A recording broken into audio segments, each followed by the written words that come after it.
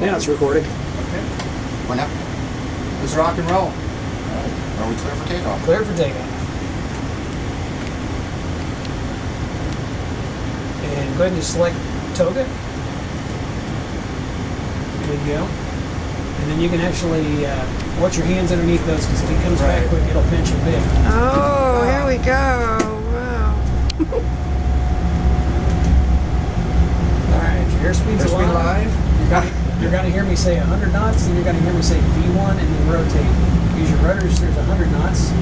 Keep it on the center line. There's V1. V1. Now rotate. Just go ahead and bring the pitch back. Slow and easy. I hope this is recording. Keep it coming back a little bit more. Positive rate. Gear up. Gear up. Alright, now you see the little circle? Put that little circle inside the big circle. It's in your HUD there, Robert. Yeah, getting close there. There you go.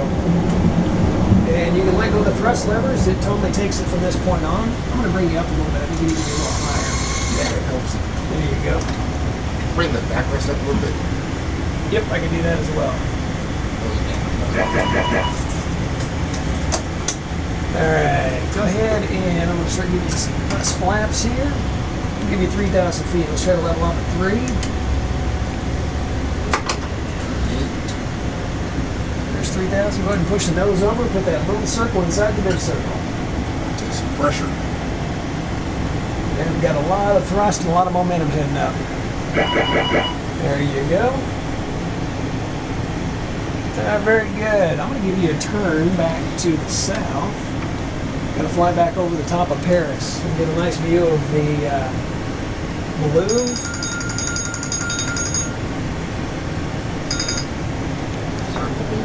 Where's my trim? Trim is over on your left thumb. That's right, we use both down trim. There you go. That's even better. Little circle inside the big circle. There you We'll go. fill out our NASA form later about the altitude list. Yeah. United 800, what is your... Are you sure this is recording? I think so. It says record right there. Okay. Yep, and it's counting it off, 2:30. All right, thank you. More I didn't rudder. see the red light come on, so I was... Just a little more. Okay. Need up just a little more rudder.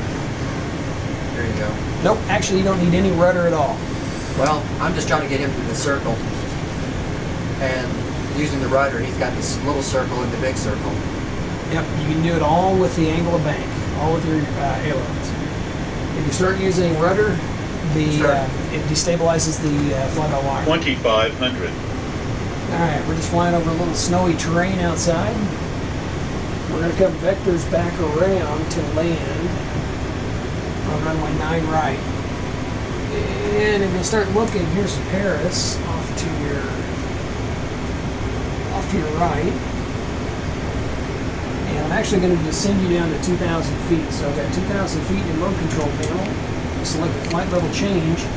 That's going to start bringing your thrust levers back. And if you'll keep the big circle and the little circle, it'll actually descend you down to 2,000 feet.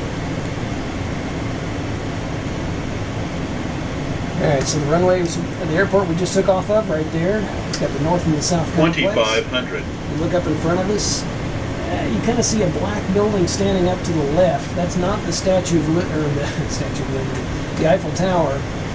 The Eiffel Tower is actually slightly to the right of it. You'll see it coming up here in just a little bit. Normally in this situation, actually on autopilot until landing.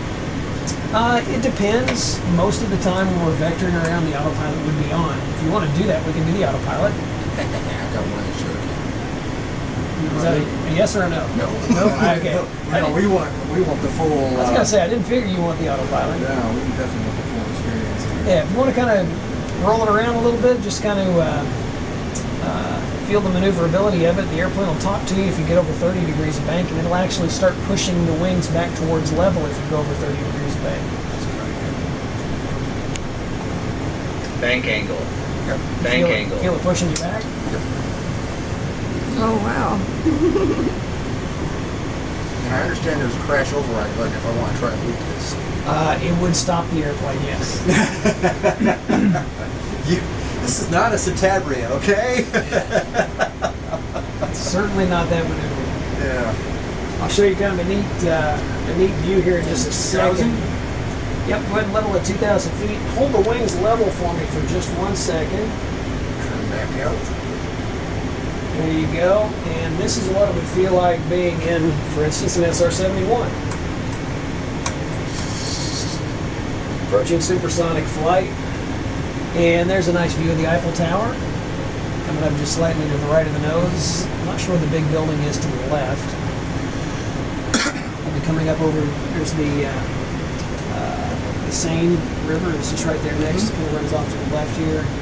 I was just here last year. Oh, excellent. Yeah, just for a few hours I had a layover. I was coming from Finland. But I got to get into a taxi, drive around a little bit, and then come right back because I didn't want to stay at the airport for 8 hours. I'm actually holding it out. Very good.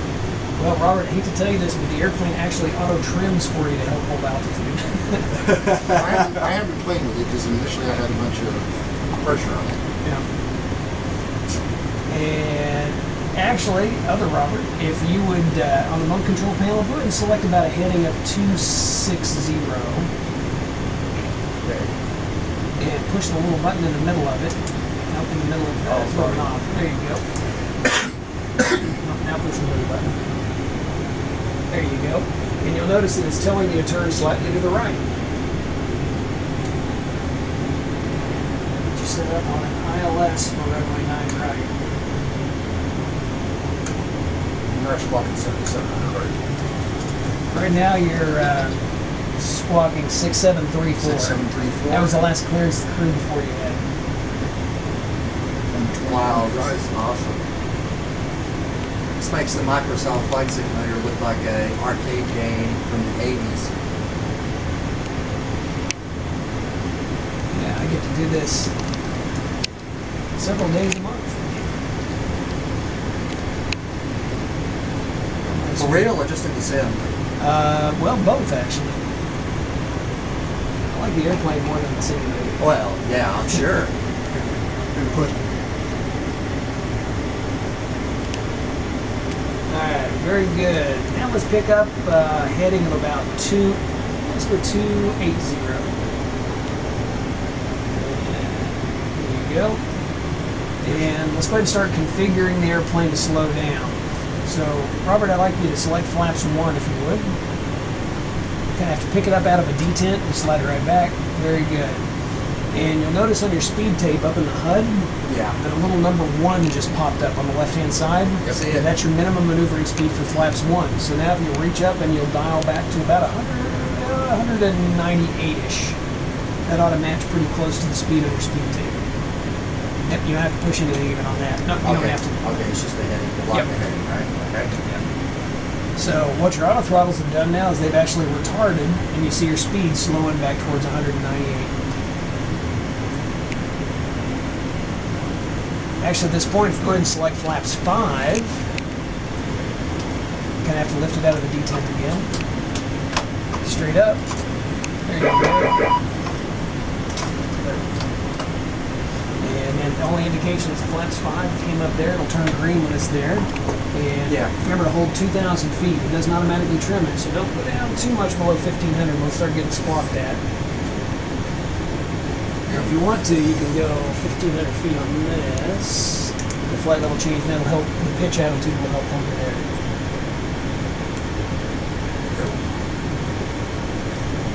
All right. 17 miles out. Robert, if you'll give him a 360 heading on your heading select. There you go. 360. Yeah, 360. And Robert, if you'll follow the flight director and start heading north. Engaged.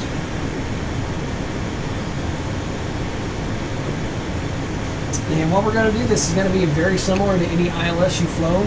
Do both of you fly Citabria? Yep. Excellent. Very nice. Well, it's been years, but Okay. primary craft is a Cherokee 180. Okay. Beautiful. That's what I learned to fly. And We learned to fly in Tomahawks. We refer to those as trauma hawks. Yes, we do too. And yesterday we did the GPS/ILS and make it up as we go along runway 8 left until the other. Excellent. It's always good. You can tell by the controllers, what in the world is a Cherokee doing coming into the bush? Now, Robert, if you give him flaps 15, Roger that. Flaps 1.5. and if you'll select the speed up here, the reference about 162-ish, that's what the, if you'll notice on your speed tape, it comes about, yeah, right there. It's on the 1 or the 15 marker. You feel the acceleration. And your thrust levers came back, slowing you down. All right, I'm going to arm the approach. And we're coming. You can see the airport way off to the right up there. You see the flashing lights to the Yeah. right. That's leading lights. There's a little bit more of an intercept course. I'll bring it in right there. And the approach is armed, so we hold 1,500 feet.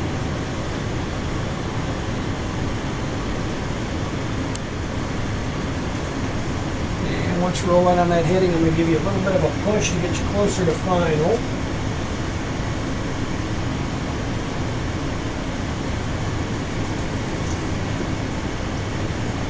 And so you are cleared for the ILS to runway 9 right. And what I've done up here is I've selected the approach mode. And if you look up in your HUD on the flight mode annunciator at the very top, you see speed is selected, so your auto throttles are active. Heading select is active, so that means the heading is dialed in there. Right. It's an altitude hold, but right below the heading select you see loc. Right, Right below localizer. altitude you see glide slope. So localizer and glide slope are armed, so it's ready for the approach. And it looks like I'm a little to the right of the localizer, which will get you yelled at Houston. Yep, well you haven't captured it yet, so you're still on a kind of a modified Vector. base to final. Yeah. Just looking at this here, so Well, which is evidently not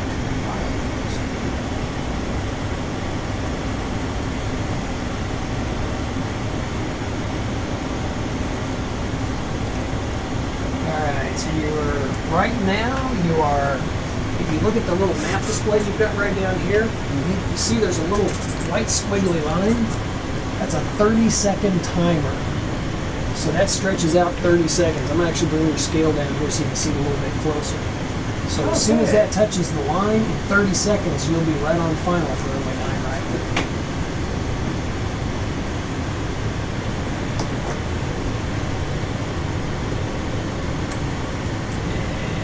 Also, right below the little aircraft symbol right here, you're half a mile from intercept. So I'm going to turn you in just a little bit because it's just about to capture. So big circle inside a little circle inside a big circle.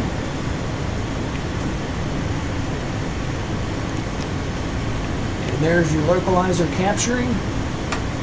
So now you're just flying underneath the glide slope. So we'll maintain altitude at 1,500 feet until the glide slope comes in, and then we'll descend via the glide slope to the runway. So the glide slope's that little arrow flashing around over there. On the right-hand side, the diamond, that is correct. Okay, got it. And big circle, right around little circle.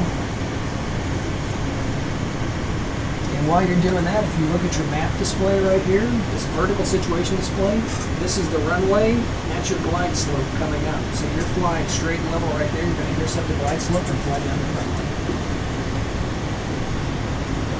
It's the beauty of this airplane. It talks to you a lot.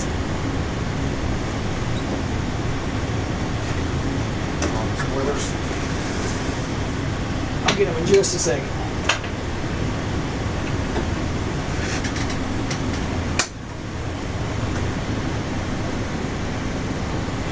Like I said, believe it or not, the airplane is this quiet.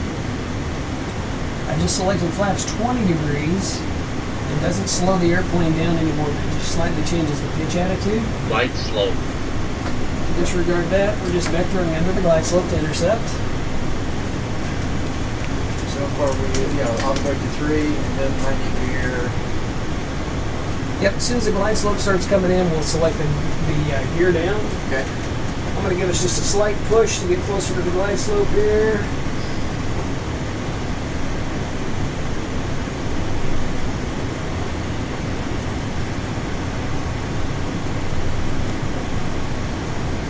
Intercept in about 10 seconds. And actually, the funny thing is, on the vertical, the VSD, that little white line's not 30 seconds. So we're going to intercept in just about 2.5 miles now. So what we'll do, as soon as the glide slope starts coming down, I'll actually select the gear down. I'll have you do that. And then we'll arm the speed brakes and we'll get the landing checklist.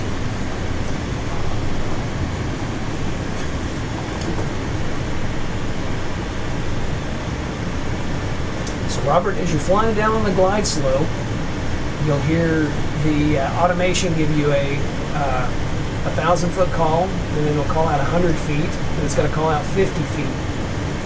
When you hear 30 feet, start a very slight round out flare, and just keep your eyes outside. Keep a nice, slow, steady descent. Glide slope's wide. Very good. So let's go ahead and gear down. Gear coming down. Flaps 20, we'll arm our speed brakes. Yep. In 1 second, as soon as we get the gear all the way down, we'll go ahead and straighten the flaps 30. Yep, 1 second, understood. Right. Otherwise it squawks at us. Yeah. There you go, flaps 30. Get your speed back. Alright, auto throttles are going to decelerate the aircraft. We leave the auto throttles on all the way to touchdown.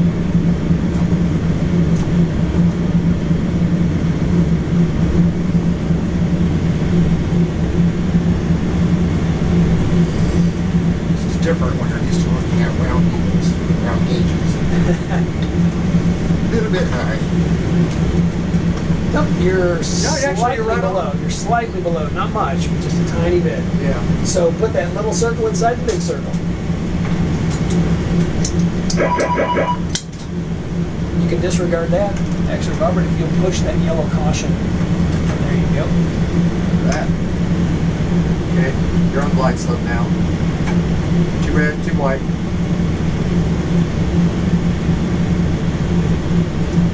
Nice and smooth. It's fly-by-wire, so every time you move the yoke, the airplane responds.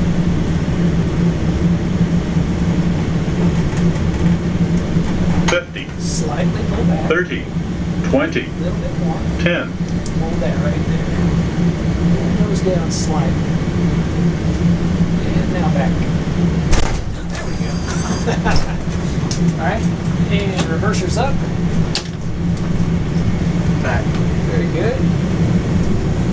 You got auto brakes on, the reversers. When you come through 80 knots now, you can stow the reversers. Push it forward a little bit. There you go. Yes, I'm even on the center line. Right on the center line. Alright, very good. Alright, I'm tired of winter. I don't know about you guys, but I'm going to make it back summer. Is that alright? You want summer? Good idea. Oh man, anything you want to do is fine with me. Let's go back to summer. I have the aircraft. I'm going to put us back on the end of runway 9 Robert, check right. this and see if I got it. Okay. Yep, still recording. Just Okay.